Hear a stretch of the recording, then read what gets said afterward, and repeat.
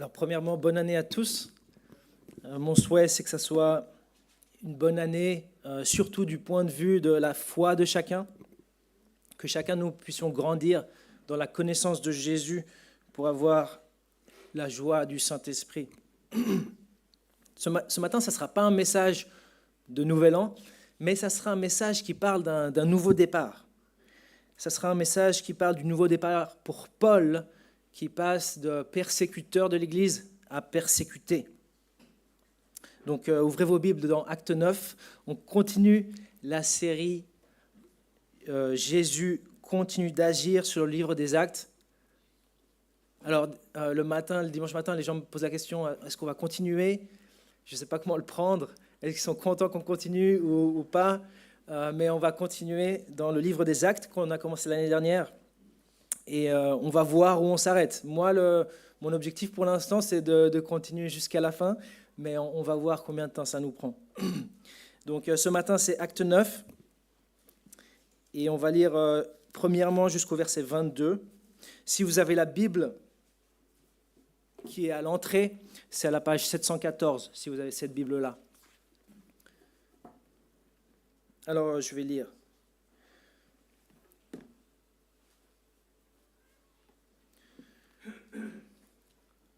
Quant à Saul, il respirait toujours la menace et le meurtre contre les disciples du Seigneur. Il se rendit chez le grand prêtre et lui demanda des lettres pour les synagogues de Damas afin de pouvoir arrêter et amener à Jérusalem les partisans de cet enseignement qu'il trouverait, hommes ou femmes. Comme il était en chemin et qu'il approchait de Damas, tout à coup une lumière qui venait du ciel resplendit autour de lui. Il tomba par terre et entendit une voix lui dire « Saul, Saul, pourquoi me persécutes-tu » Il répondit « Qui es-tu, Seigneur » Et le Seigneur lui dit « Moi, je suis Jésus, celui que tu persécutes. Lève-toi, entre dans la ville et on te dira ce que tu dois faire. » Les hommes qui l'accompagnaient s'arrêtèrent, muets de stupeur. Ils entendaient bien la voix, mais ils ne voyaient personne. Saul se releva de terre. Malgré ses yeux ouverts, il ne voyait rien. On le prit par la main pour le conduire à Damas. Il resta 3 jours sans voir, et il ne mangea ni ne but rien. Or, il y avait à Damas un disciple du nom d'Ananias. Le Seigneur lui dit dans une vision, « Ananias !» Il répondit, « Me voici, Seigneur. » Le Seigneur lui dit, « Lève-toi, va dans la rue qu'on appelle la droite, et dans la maison de Judas, demande un dénommé Saul de Tarse. En effet, il prie, et il a vu en vision un homme appelé Ananias entrer et poser les mains sur lui, afin qu'il retrouve la vue. » Ananias répondit, « Seigneur, j'ai appris de beaucoup tout le mal que cet homme a fait à tes saints à Jérusalem. Et ici, il a plein pouvoir de la part des chefs des prêtres pour arrêter tous ceux qui font appel à toi. » Mais le Seigneur lui dit, « Vas-y, car cet homme est un instrument que j'ai choisi pour faire connaître mon nom aux non-juifs, aux rois et aux Israélites. Je lui montrerai tout ce qu'il doit souffrir pour moi. » Ananias partit. Une fois entré dans la maison, il posa les mains sur Saul en disant, « Saul, mon frère, le Seigneur Jésus qui t'est apparu sur le chemin par lequel tu venais m'a envoyé pour que tu retrouves la vue et que tu sois rempli du Saint-Esprit. » Aussitôt, il tomba comme des écailles de ses yeux et il retrouva la vue. Il se leva et fut baptisé. Après avoir pris de la nourriture, il retrouva des forces. Il resta quelques jours avec les disciples qui étaient à Damas et se mit aussitôt à proclamer dans les synagogues que Jésus est le Fils de Dieu. Tous ceux qui l'entendaient étaient stupéfaits et disaient, « N'est-ce pas l'homme qui persécutait à Jérusalem ceux qui font appel à ce nom-là? Et n'est-il pas venu ici pour les arrêter et les conduire devant les chefs des prêtres ?» Cependant, Saul se fortifiait de plus en plus et il confondait les Juifs qui habitaient à Damas en démontrant que Jésus est le Messie. Accompagnez-moi dans la prière. Seigneur, merci pour cette nouvelle année que tu nous donnes, cette nouvelle année de vie. Seigneur, je te prie pour chacun ici présent et ceux qui nous écoutent, que tu nous donnes de la croissance avec toi, la croissance dans la connaissance de ton Fils, Jésus, notre Seigneur. Et je te le demande au nom de ton Fils bien-aimé, Jésus. Amen. Saul, de persécuteur à persécuté. C'est le titre du message de ce matin. Dans le texte qu'on vient de lire, Saul se rendait dans une ville qui a reçu l'attention des médias récemment. C'est Damas, la capitale de la Syrie. Suivant l'historien, une des villes les plus anciennes continuellement habitées au monde. Et Saul s'y rendait pour arrêter les chrétiens. Mais c'est lui qui s'est fait arrêter par Jésus. Alors, il est en chemin, il approche Damas et Jésus se présente à lui, se manifeste à lui et il tombe par terre et il est aveuglé. Mais qui est ce Saul ou ce Shaoul, parce que c'est comme ça qu'on devrait prononcer son nom? Eh bien, c'est un personnage qu'on a déjà rencontré dans notre série du livre des Actes. On l'a rencontré quand on parlait de l'assassinat d'Étienne. C'est à lui que les gens qui ont lapidé Étienne ont confié leurs vêtements. Donc, faisons rapidement le portrait de Saul ou de Shaoul. Acte 7,58 nous dit la chose suivante. Ils se mirent à le lapider. Les témoins avaient déposé leurs vêtements aux pieds d'un jeune homme appelé Saul. Et Saul, le texte nous dit, approuvait l'assassinat d'Étienne. Il approuvait son exécution. Alors Saul était un persécuteur des chrétiens, c'est la première chose qu'on peut dire. C'était un juif. C'était un juif pure souche, un juif fier de l'être. Philippiens 3,5 dit ceci. J'ai été circoncis le 8e jour, c'est Paul qui parle, Saul. Je suis issu du peuple d'Israël, de la tribu de Benjamin, hébreu, né d'hébreu. C'était un juif qui avait deux prénoms, Saul et Paul. Ça, on le voit dans Acte 13,9. Certains pensent que Jésus a changé le prénom de Saul à Paul quand il y a eu cette conversion. Mais ce n'était pas le cas, en fait. Cette personne avait deux prénoms, Shaoul et Paul. Ce n'est pas comme avec Pierre, à qui Jésus a changé le nom de Simon à Pierre. Ce n'est pas la même chose. Il avait deux noms, c'était la coutume à l'époque, des fois d'avoir deux prénoms. C'est encore la coutume aujourd'hui. Son nom hébreu, c'était Saul ou plutôt Shaoul. En fait, c'est le même nom que le roi qui était là avant David, le roi Saül, le roi Shaoul. C'est le même nom dans la langue originale. Et son nom romain, c'était donc Paul ou Paulus. C'est le nom qu'il utilisait avec les non-juifs. C'était juste plus facile pour présenter l'évangile d'avoir un nom romain plutôt qu'un nom avec une connotation très juive. Il se faisait tout à tous et il utilisait son nom romain dans sa mission envers les non-juifs. Et c'est pour ça qu'à partir des chapitres suivants, on va surtout voir apparaître le nom Paul, mais c'est la même personne. Apparemment, Shaoul ou Paul était quelqu'un qui s'était radicalisé. De persécuteur complice et passif, il devient un persécuteur actif. De simplement garder les vêtements de ceux qui lapident Étienne, il demande les pleins pouvoirs pour aller arrêter à Damas ceux qui suivent le Seigneur Jésus. C'est aussi quelqu'un qu'on qualifierait peut-être aujourd'hui d'intégriste religieux. Philippiens 3,6 dit ceci. En ce qui concerne la loi, j'étais pharisien du point de vue du zèle. J'étais persécuteur de l'Église. Par rapport à la justice de la loi, j'étais irréprochable.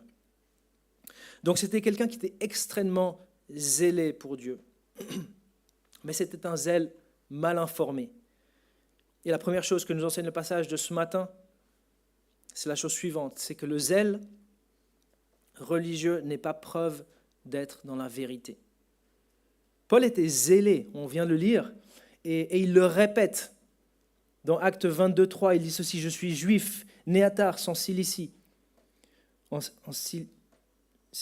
Mais j'étais élevé à Jérusalem et formé au pied de Gamaliel, dans la connaissance exacte de la loi héritée de nos ancêtres. J'étais plein de zèle pour Dieu. » Le zèle religieux n'est pas preuve d'être dans la vérité. Le zèle peut être mal informé. Dans Romains 10, au verset 2, Paul dit des Juifs pratiquants qui rejettent Jésus, il dit « En effet, je leur rends ce témoignage, ils ont du zèle pour Dieu, mais pas conformément à la vraie connaissance. » Alors qu'est-ce qui est preuve d'être dans la vérité si ce n'est pas le zèle pour Dieu? Jésus l'a dit, les fruits. Par leurs fruits, vous les reconnaîtrez. Les résultats, les conséquences de ce que tu crois. Dans 1 Timothée 1,13, Paul dit qu'auparavant, il était un persécuteur, un homme violent. Mon ami, si tu es un persécuteur ou un homme violent, sache que tu n'es pas dans la vérité. Tu as peut-être du zèle pour Dieu, tu as peut-être plus de zèle que moi, mais tu n'es pas dans la vérité. Par les fruits, vous les reconnaîtrez. Si tu as du zèle qui ôte les vies, comme c'était le cas de Paul, tu n'es pas dans la vérité. Verset 1 nous dit que Paul respirait la menace et le meurtre. Alors Jésus arrête cette personne qui voulait arrêter les chrétiens.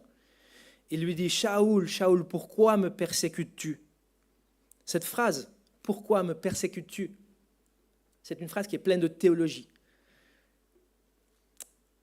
Elle nous enseigne que celui qui persécute un chrétien persécute Jésus. Il y a une unité entre les chrétiens et le Christ. Et je crois que cette rencontre, ces mots, pourquoi me persécutes-tu, sont restés gravés dans la mémoire de Paul, parce que plus tard, un emphase dans sa doctrine, dans ses écrits, c'est l'union de l'Église avec Christ, l'Église étant le corps de Christ. Il y a une unité entre les chrétiens et le Christ. Jésus le déclare ici. Et Jésus ne dit pas « Pourquoi persécutes-tu les chrétiens de Damas ?» Il dit « Pourquoi me persécutes-tu » Et Paul lui répond « Qui es-tu, Seigneur ?» Et il dit « Je suis Jésus, celui que tu persécutes. » Il y a une unité entre les chrétiens et le Christ. Luc 10,16 dit ceci « Celui qui vous écoute m'écoute, celui qui vous rejette me rejette, et celui qui me rejette rejette celui qui m'a envoyé. » Alors ça doit réconforter ceux qui sont persécutés. Si tu es persécuté pour Christ, en fait, c'est Jésus qui le persécute. Mais ça doit aussi effrayer ceux qui persécutent les chrétiens. À Paul, ça a dû lui faire très peur. En plus, il est devenu aveugle suite à cette rencontre avec Jésus. Il a fait un jeûne sec de 3 jours, pas d'eau, pas d'alimentation. Il était dans la prière, le texte dit. Certainement, il y a eu la contrition dans son cœur. Il y a eu de la repentance.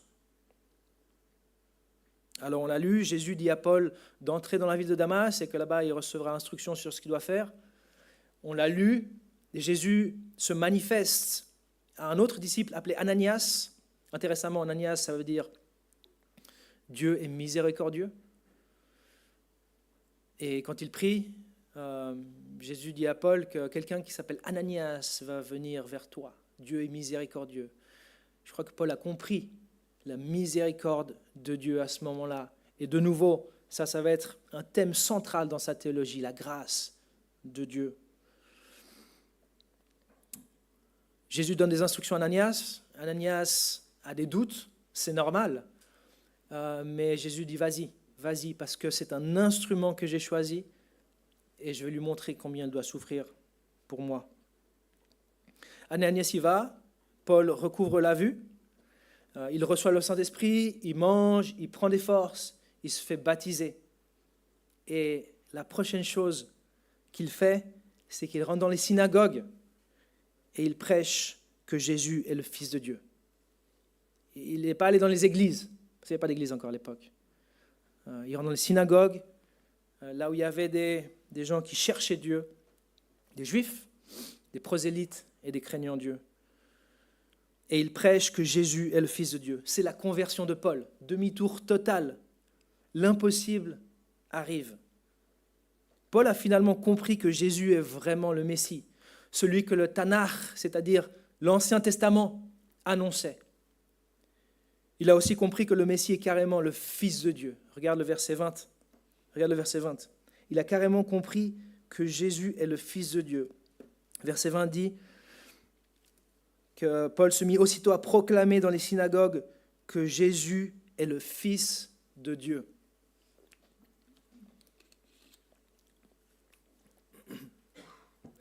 La conception que beaucoup de Juifs de l'époque avaient sur le Messie était trop petite. Le Messie est plus que quelqu'un qui s'assoit sur le trône de David. Il est carrément le Fils de Dieu. Il est plus qu'un libérateur politique qui libère de l'opposition, des ennemis. Il libère des péchés. La conception que beaucoup de Juifs de l'époque avaient du Messie, et même de beaucoup de Juifs pratiquants aujourd'hui, est trop petite. Jésus avait déjà constaté ce problème quand il était sur terre. Il avait dit aux pharisiens, comment David, animé par l'Esprit Saint, peut-il l'appeler Seigneur dans le psaume 110 ? Comment peut-il l'appeler Seigneur si il est uniquement un descendant de David qui va s'asseoir sur le trône ? Comment l'appelle-t-il Seigneur ? La conception qu'ils avaient du Messie était trop petite. Jésus, le Messie, est carrément le Fils de Dieu. Et pas le Fils de Dieu comme Adam, qui est appelé Fils de Dieu, pas comme les anges, qui parfois sont appelés les fils des dieux dans l'Ancien Testament, ni comme les chrétiens, qui sont les enfants de Dieu. Jésus est le Fils de Dieu, le Fils unique de Dieu.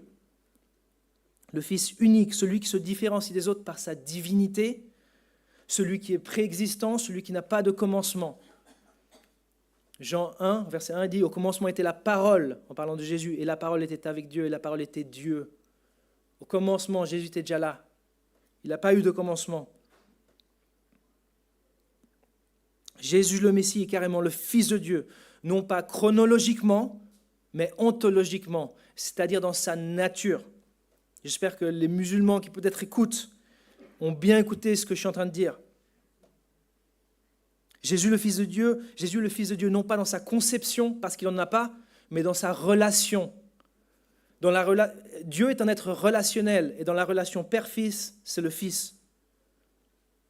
On est en train de faire allusion à la doctrine de la Trinité, là. Ça mériterait une étude complète et exhaustive. C'est d'ailleurs ce qu'on va faire pour les aînés à l'Institut biblique de Genève le 13 mars. Si jamais il y en a encore qui veulent s'inscrire, je crois que c'est encore possible. Je fais un peu de la pub.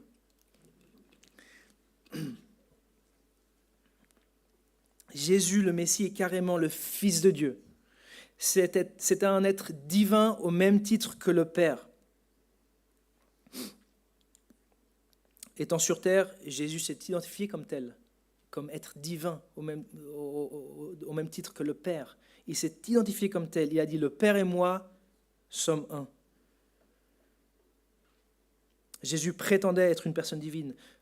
C'est d'ailleurs ce qui lui a valu sa mort. Ce qui a valu la mort de Jésus, ce n'est pas le fait qu'il se déclarait Messie. Ce n'était pas le premier qui s'était déclaré Messie, ce n'était pas le dernier qui, après Jésus, se déclarait Messie. Ce qui lui a valu sa mort, c'est qu'il se déclarait Fils de Dieu, qu'il se faisait égal à Dieu. Les Juifs de l'époque ont bien compris, parce que parfois certains ne comprennent pas. Ils ont bien compris ce que Jésus disait quand il disait « Moi, je suis le Fils de Dieu ».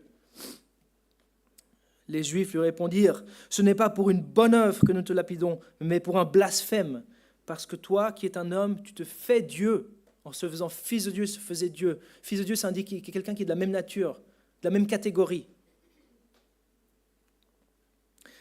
La différence fondamentale entre le judaïsme de Paul et après sa conversion au christianisme, écoute bien, la différence fondamentale entre le judaïsme et le christianisme n'est pas l'enseignement moral, ni l'éthique, ce n'est pas non plus l'amour du prochain. Tout ce qui est dans le Nouveau Testament par rapport à l'amour du prochain se trouve déjà dans l'Ancien Testament, c'est-à-dire le Tanakh. Le judaïsme n'est pas inférieur à l'enseignement du Nouveau Testament en ce qui concerne l'amour du prochain. La différence fondamentale entre le judaïsme et le christianisme, c'est l'identité de Jésus. Qui est Jésus pour toi ? Et c'est la question la plus importante peut-être de ta vie. Qui est Jésus pour toi ? Parce que s'il est Fils de Dieu, tu dois obéissance, tu dois te soumettre à lui, tu dois le recevoir dans ton cœur. Tu peux le prier parce qu'il est Dieu, il est éternel. Alors la mission auprès des Juifs doit avoir pour but de les convaincre que Jésus, le Fils de Dieu, est le Messie. Et c'est justement ce que fait Paul. Regarde le verset 22, c'est justement ce que fait Paul. Verset 22 dit « Cependant, Saul se fortifiait de plus en plus et il confondait les Juifs qui habitaient Damas en démontrant que Jésus est le Messie. » La mission envers les Juifs, au final, c'est simple. C'est leur démontrer que Jésus est vraiment le Messie et que Jésus est plus que cette attente qu'ils ont, que Jésus est carrément le Fils de Dieu, un être divin. Paul démontrait aux Juifs à Damas que Jésus est le Messie. J'imagine qu'un de ses passages préférés, c'était Ésaïe 53, qui dit « Méprisé et abandonné des hommes, homme de douleur et habitué à la souffrance, semblable à celui dont on détourne le visage, nous l'avons dédaigné, nous n'avons fait de lui aucun cas. Cependant, ce sont nos souffrances qu'il a portées, c'est nos douleurs qu'il s'est chargé, et nous l'avons considéré comme puni, frappé de Dieu et humilié. Mais il était blessé pour nos péchés, brisé pour nos iniquités. Le châtiment qui nous donne la paix est tombé sur lui, et c'est par ses meurtrissures que nous sommes guéris. » Je crois que Paul a fait usage de ce verset. Nous étions tous errants comme des brebis, mais l'Éternel a fait retomber sur lui l'iniquité de nous tous. Il a démontré que Jésus était vraiment le Messie, que sa mort, ce n'était pas un accident, que sa mort, en fait, elle était prévue, elle était nécessaire pour que notre péché tombe sur lui. Mais de persécuteur, Paul maintenant a été persécuté. Et on va lire les versets suivants. Reprenons la lecture au verset 23. Accompagnez-moi. Et pour ceux qui se posent la question, quand est-ce que Paul est allé en Arabie? Parce que Galates 1 dit que Paul il raconte sa conversion. Et il dit qu'il est allé en Arabie. Et après qu'il est retourné à Damas. Pour ceux qui se posent la question, c'est probablement entre le verset 22 et le 23. Pour Luc, il n'a pas voulu mettre l'accent sur ça. Ce n'était pas un détail qui l'intéressait, donc Luc saute. Mais on pense probablement qu'entre le verset 22 et le verset 23, il a passé quelque temps en Arabie. Le texte ne dit pas qu'il a passé 3 ans en Arabie. Le texte dit que 3 ans après sa conversion, il est allé à Jérusalem, et c'est ce qu'on voit là au verset 23. Au bout d'un certain temps, les Juifs se concertèrent pour le supprimer. Mais leur complot parvint à la connaissance de Saul. On gardait les portes jour et nuit pour pouvoir le tuer. Cependant, une nuit, les disciples le prirent et le descendirent le long de la muraille, assis dans une corbeille. Arrivé à Jérusalem, Saul essaya de se joindre aux disciples, mais tous avaient peur de lui, car ils ne croyaient pas qu'il était un disciple. Alors Barnabas le prit avec lui, le conduisit vers les apôtres et leur raconta comment, sur le chemin, Saul avait vu le Seigneur qui lui avait parlé, avec quelle assurance il avait prêché à Damas au nom de Jésus. Saul allait et venait avec eux dans Jérusalem et s'exprimait en toute assurance au nom du Seigneur. Il parlait aussi et discutait avec les hellénistes, mais ceux-ci cherchaient à le supprimer. L'ayant appris, les frères l'emmenèrent à Césarée et le firent partir pour Tars. La prophétie de Jésus, je lui montrerai combien il doit souffrir pour moi, a commencé de s'accomplir très rapidement. Paul doit premièrement fuir Damas, puis Jérusalem. Saul passe de persécuteur à persécuté. Et là, j'ai une petite carte qui montre un peu les distances entre Jérusalem et Damas. C'était, selon les historiens, au moins 6 jours de marche. En rouge, Paul va à Damas pour arrêter les chrétiens, mais il se fait arrêter par Jésus. Persécution, à Damas, on veut le tuer, il fuit à Jérusalem. De nouveau des problèmes, et les disciples l'envoient à Césarée pour qu'il parte à Tars, la capitale de la province de Cilicie, sa ville natale. La conversion de Paul nous rappelle plusieurs choses ce matin. Premièrement, elle nous rappelle que Dieu peut arrêter les persécuteurs. Souvent, on passe sur ce détail-là. Jésus peut arrêter les persécuteurs. Saul a été aveuglé. Le texte dit qu'on a dû lui prendre la main pour le faire rentrer dans Damas. Il a été complètement neutralisé. Jésus peut arrêter les persécuteurs comme ça. Ne crains pas les gens opposés à l'évangile. Dieu peut les arrêter. Ne crains pas les gens opposés à l'évangile. Dieu peut les arrêter. Ne pas craindre, ça ne veut pas dire ne pas se méfier. Parfois, il est juste de se méfier de personnes opposées à l'évangile. Paul dira plus tard à Timothée, « Alexandre le forgeron m'a fait beaucoup de mal, méfie-toi de lui. » Les chrétiens, dans nos textes, ils se sont méfiés de Paul. Ananias s'est méfié de Paul. Quand Paul arrive à Jérusalem, les disciples se méfient, ils ne croient pas que Paul s'était vraiment converti. Ils ont pensé, c'est un infiltré, c'est un espion. Il veut détruire le mouvement depuis l'intérieur. Ils se sont méfiés. De mon point de vue, c'était une bonne méfiance. Ce n'était pas un manque de foi, c'était de la prudence. Ne pas craindre les gens opposés à l'évangile, ça ne veut pas non plus dire ne pas vouloir préserver sa vie. Si tu peux préserver ta vie sans renier Jésus, fais-le. Jésus a dit, quand on vous persécutera dans une ville, fuyez dans une autre. Ne pas craindre les gens opposés à l'évangile, ça ne veut pas dire ne pas chercher des solutions créatives pour s'en sortir. Selon Jésus, on doit être pur comme des colombes, mais on doit être aussi rusé comme des serpents. L'évasion par une corbeille des murs de Damas, c'était une évasion incroyable. C'était digne de la série Prison Break. Si vous avez rigolé, vous commencez à prendre de l'âge. Ne pas craindre les gens opposés à l'évangile, c'est continuer d'obéir à Dieu plutôt qu'aux hommes. Ne pas craindre les gens opposés à l'évangile, c'est continuer de faire sa volonté plutôt que celle des hommes. C'est continuer d'obéir à ses paroles. Alors la première exhortation, c'est ça, ne crains pas les gens opposés à l'évangile, Dieu peut les arrêter. Mais Dieu, il a souvent plus en vue que juste les arrêter, juste les neutraliser. Dieu est plus fort que ça. C'est un peu comme le foot.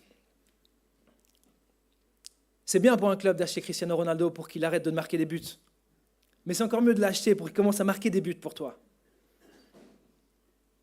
Jésus arrête Paul, pas pour le neutraliser, pour qu'il arrête de persécuter les chrétiens. Il arrête Paul pour l'utiliser à sa cause. Et Paul est un instrument qui a été façonné, qui a été choisi, un instrument très aiguisé contre les opposants à l'évangile. Et c'est pour ça qu'il a tant dérangé. C'est pour ça qu'il est tant persécuté, parce que c'était un outil très aiguisé pour la cause de l'évangile. Il connaissait le judaïsme de l'intérieur, il avait étudié au pied de Gamaliel. Il connaissait leurs débats, il connaissait leurs réponses. C'est quelqu'un qui connaissait le mouvement de le judaïsme et ce qu'ils pouvaient dire contre le christianisme. Il connaissait bien tous leurs arguments. Et c'est ce que Jésus va faire. Il ne va pas simplement l'arrêter. Donc ne perds pas espoir quant aux gens opposés à l'évangile. Dieu peut les transformer. Dieu peut transformer les plus antagonistes au christianisme. D'ennemi, Paul passe à être quelqu'un qui va travailler sans relâche pour la cause de l'évangile. De complice de la mort d'Étienne, il va en fait continuer la mission d'Étienne. Le texte nous dit au verset 29 que Paul discutait avec les hellénistes à Jérusalem. Les hellénistes avec qui Paul discutait, c'était justement les personnes à qui Étienne essayait de convaincre et de gagner pour Christ. D'ennemi, il passe à être un outil efficace dans les mains du Seigneur. Jésus le transforme. Dieu peut transformer les gens les plus farouchement opposés à l'Évangile. Le pasteur Stanley Toussaint remarque et il dit « Quelle merveille que celui qui a persécuté si violemment les chrétiens soit lui-même transformé en témoin de l'Évangile et un témoin aussi dynamique et énergique. » Quelle grâce incroyable de Dieu envers Paul. On a parlé de la grâce ce matin, c'est le thème. Quelle grâce incroyable de Dieu envers Paul. Paul lui-même en parle. Il dit à Timothée, « Moi qui auparavant étais un blasphémateur, un homme violent, j'ai obtenu miséricorde. » Ne perds pas espoir quant aux gens opposés à l'évangile. Dieu peut les transformer. Dieu peut les changer pour qu'ils deviennent même des outils dans le royaume de Dieu. Continue de prier pour ton camarade, pour ton collègue de boulot, pour ton chef, ta chef. Continue de prier pour les tiens, tes parents, ton frère, ta sœur, tes cousins. Continue de prier pour les tiens. Parce que même les gens qui ne sont pas ouvertement opposés à l'évangile comme Paul peuvent être transformés. Même les gens qui ne sont pas ouvertement opposés à Jésus, en fait, ils sont opposés à lui. Ils sont quand même opposés à Dieu, même les gens qui ne sont pas ouvertement et farouchement opposés. On ne peut pas être neutre par rapport à Jésus-Christ. Tu ne peux pas être neutre. Selon la Bible, si tu es neutre par rapport à Jésus, en fait, tu es opposé à Dieu. Si Jésus est vraiment qui il dit être, le Fils de Dieu, tu lui dois obéissance. Et si Jésus n'est pas le Fils de Dieu, alors c'est un blasphémateur, parce qu'il a dit moi et le Père, nous sommes un. Il a dit, avant qu'Abraham fût, je suis. Si Jésus n'est pas le Fils de Dieu, c'est un blasphémateur. Tu ne peux pas être neutre par rapport à Jésus. Et si c'est un blasphémateur, tu ne peux pas le suivre. Tu dois le rejeter. Tu dois retourner vers le judaïsme qui rejette Jésus.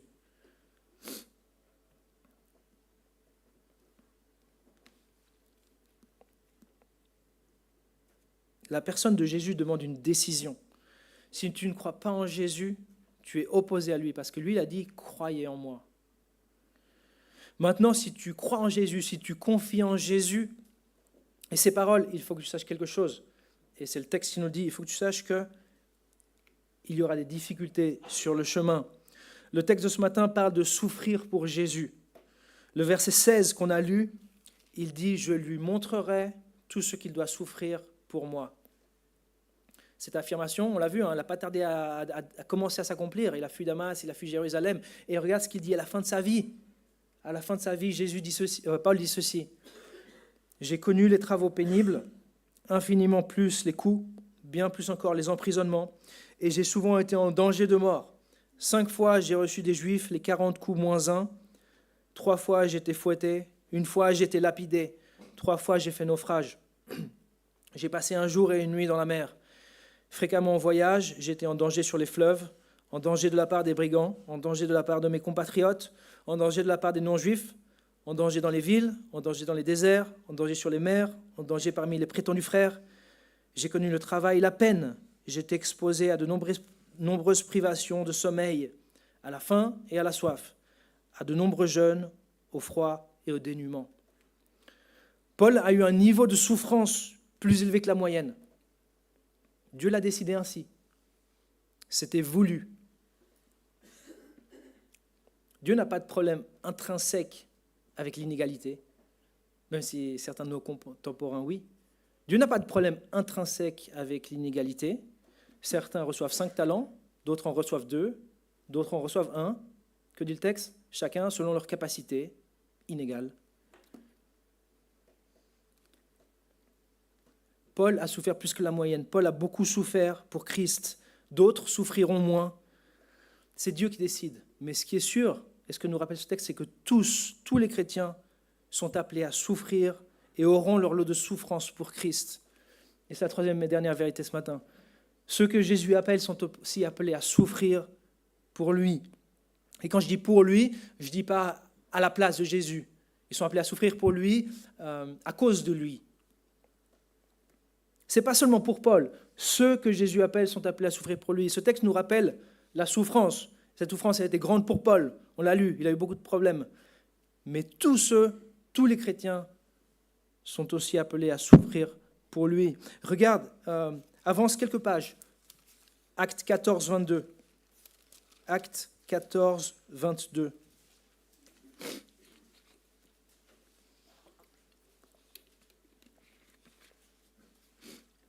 Il fortifiait l'esprit des disciples. Ça parle de Paul et Barnabas. Il fortifiait l'esprit des disciples, les encourageait à persévérer dans la foi et disait « C'est à travers beaucoup de difficultés qu'il nous faut entrer dans le royaume de Dieu. » Ce n'est pas uniquement pour Paul, c'est aussi pour ces chrétiens-là. Paul dira plus tard à Timothée « Tous ceux qui veulent vivre avec piété en Jésus-Christ seront persécutés. »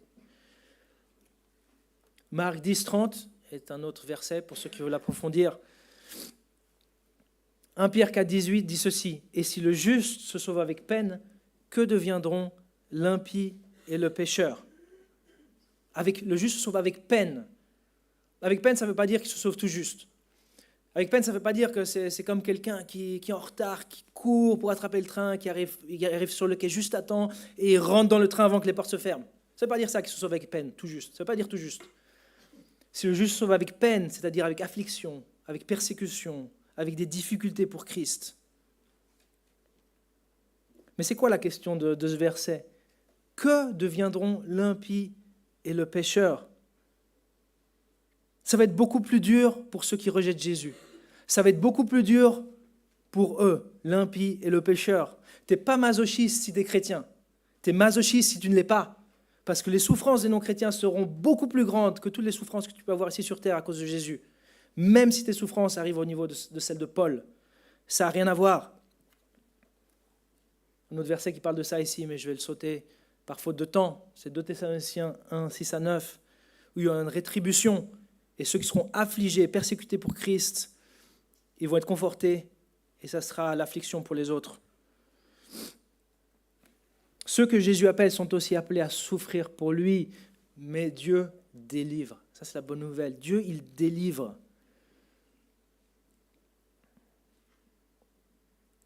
On le voit dans ce passage, cette descente en corbeille. On le voit que, en fait, c'est la délivrance de Paul. Elle est arrivée. C'est Dieu qui l'a opérée grâce aux disciples. C'est les disciples qui ont eu ce plan, qui l'ont aidé à descendre en corbeille. C'est les disciples qui à Jérusalem ont averti Paul et qui l'ont fait partir pour Tars. Dieu délivre et il peut délivrer à travers des frères et des sœurs, comme il l'a fait pour Paul, ou directement, ou en envoyant un ange. Dieu délivre. À la fin de sa vie, Paul écrit ceci: « Quelle persécution n'ai-je pas supportée, et le Seigneur m'a délivré de toutes. » De toutes. Si Dieu veut, il peut te délivrer. Si Dieu veut, il peut nous délivrer. Continue malgré l'opposition. Dieu peut te délivrer. Sois sûr de cela. Tu ne vas pas partir avant l'heure. Tu ne vas pas partir avant l'heure. Si Dieu veut que tu vives 50 ans, tu vivras 50 ans. Quoi que tu fasses, que tu l'obéisses ou lui désobéisses. S'il veut que tu vives 100 ans, tu vivras 100 ans. Même si tu l'obéis et tu es persécuté, Dieu va te délivrer de tout. Il est capable. Tu ne vas pas partir avant l'heure. Continue malgré l'opposition en 2025. Dieu peut te délivrer. Il y a 2000 ans, il a délivré Paul, et il peut le faire aujourd'hui pour qui que ce soit, pour chacun de nous. Il peut le faire pour toi. Alors je sais qu'on n'est pas dans un contexte où il y a des persécutions ouvertes, mais il y a de l'opposition au christianisme, et on ne sait pas si cette opposition elle va augmenter en 2025. Continue malgré l'opposition. Dieu peut te délivrer. N'en doute pas.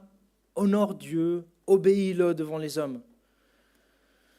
Et vois-le agir dans cette année 2025 si tu le fais. Alors c'est le premier dimanche de l'an. Et il faut que je finisse avec un petit défi pour toi. Une bonne résolution peut-être. Parce que le texte de ce matin, il nous montre la puissance et la grâce de Dieu envers un pécheur. Puissance et grâce pour Paul, l'ennemi juré des chrétiens.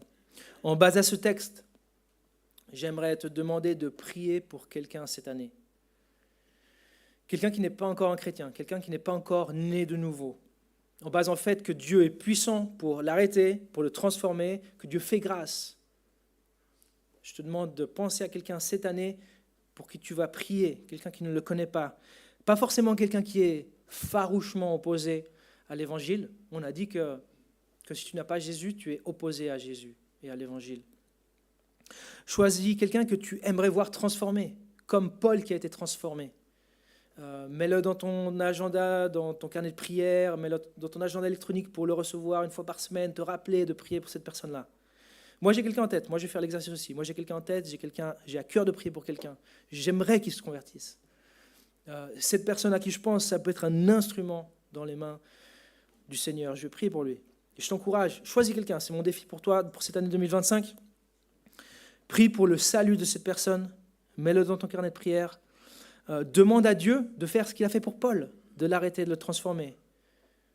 Fais appel à la grâce de Dieu, à son caractère. Dieu est un Dieu miséricordieux. Dans tes prières, dis Dieu, tu fais grâce, tu es un Dieu miséricordieux. Sauve cette personne. Ne dis pas il est pas si mal après tout. On a tous nos problèmes, Dieu connaît ses péchés. Fais appel à la grâce de Dieu dans tes prières. Prie pour cette personne, pour qu'il naisse de nouveau. C'est mon défi pour toi ce matin. Et on va terminer avec une prière. Seigneur Jésus, merci pour ta grâce qui nous est rappelée aujourd'hui. Quelqu'un qui persécutait ton Église, quelqu'un qui allait avec les pleins pouvoirs pour arrêter des chrétiens, quelqu'un qui respirait la menace et le meurtre. Et dans ta grâce, tu l'as arrêté. Mais Seigneur, peut-être beaucoup d'entre nous n'ont pas ces grands péchés, mais nous étions tout aussi perdus. Et ta grâce, elle est aussi présente dans notre vie. Ce passage nous la rappelle d'une manière forte.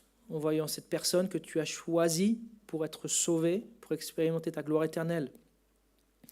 Et on te remercie pour ce caractère que tu as. Et on veut te prier pour quelqu'un cette année, pour que tu le touches, que tu le transformes. Tu nous as rappelé ce matin aussi de ta puissance sans limite, que nous n'ayons pas peur, comme ces chrétiens qu'on voit dans le livre des Actes, qui ont continué à partager le message de l'Évangile, la bonne nouvelle du pardon des péchés, la bonne nouvelle qui vient avec ça de mauvaises nouvelles, que les gens ont besoin d'être réconciliés, que les péchés sont une offense à Dieu. Aide-nous à avoir ce message et à le déclarer, à ne pas avoir peur, car tu es celui qui peut délivrer, qui peut changer, qui peut transformer. On te le demande en ton nom et pour que tu sois glorifié dans la vie de nombreuses personnes cette année. On te le prie au nom de Jésus. Amen.